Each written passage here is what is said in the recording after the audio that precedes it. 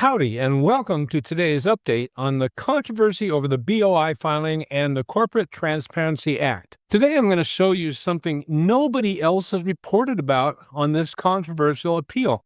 So be sure to stay with me for at least a few minutes to see exactly why I am so encouraged by today's update that the CTA may just go down in flames in the not-too-distant future.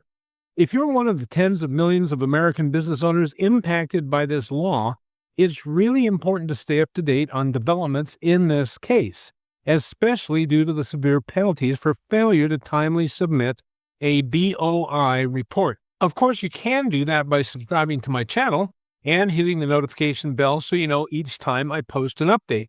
And if you value this content, also hit the like button because that helps others find this content. Well, before I get started, I need to remind you, I'm not an attorney. I do not give legal advice. For that, you'll need to consult with your own lawyer. I'm a business consultant and strategist providing a factual report along with my own opinions. So let's get into it. If you're as opposed to this quasi-Orwellian statute as I am, you're going to find this update especially encouraging. So here's the current status. As of today, January 16, 2025, the Corporate Transparency Act, or CTA, is in a state of legal limbo. Here's what you need to know. First, the plaintiffs, Texas Top Cop Shop, and others met the Supreme Court's January 10th deadline to respond to the government's December 31, 2024 application for a stay of the injunction. That means the DOJ has requested that SCOTUS issue an order allowing FinCEN to force the tens of millions of small business owners who have not yet filed a BOI report to do so while this case is appealed. Second, as of today's date, the nationwide injunction against the CTA's enforcement remains intact, and no BOI report is required. Third, this means the January 1, 2025 deadline for the pre-2024 reporting companies and the January 13, 2025 extension to that deadline remains suspended.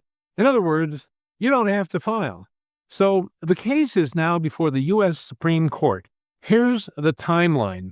December 31, 2024, the U.S. government filed an application for a stay. January 3, 2025, Justice Samuel Alito requested a response from the plaintiffs by January 10. On January 10, 2025, the plaintiffs filed their response on time and as requested. But this wasn't just any response. Now here's the elephant in the room nobody else has shown in detail.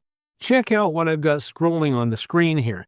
These states, companies, organizations, politicians, and others that have filed a total of 69 amicus briefs in support of the plaintiffs and against the federal government, all of whom provide evidence that the CTA and FinCEN's enforcement, coupled with severe civil and criminal penalties against America's law-abiding small business owners, is unconstitutional. Fully 25 of these supportive briefs are from the attorneys general of half of the entire United States. I hope you notice all the well-known states, politicians, organizations, and companies who oppose this law and its penalties.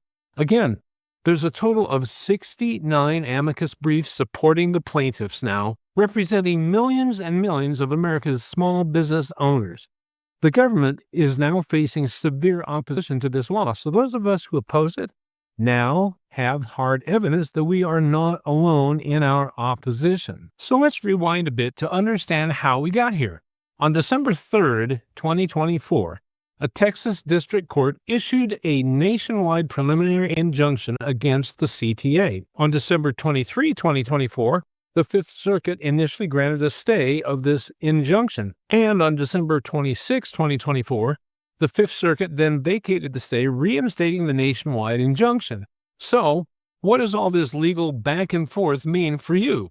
Well, right now, you're not required to file the beneficial ownership information reports. However, FinCEN is allowing voluntary submission for those who choose to do so. And the situation could change quickly, so stay alert and be prepared. At this stage, the Supreme Court could do one of the following: grant the stay, lifting the injunction, and potentially reinstating the CTA requirements, deny the stay, keeping the injunction in place while the appeal is litigated, grant a partial stay, limiting the injunction scope, or number 4, they could decide to hear the case on its merits.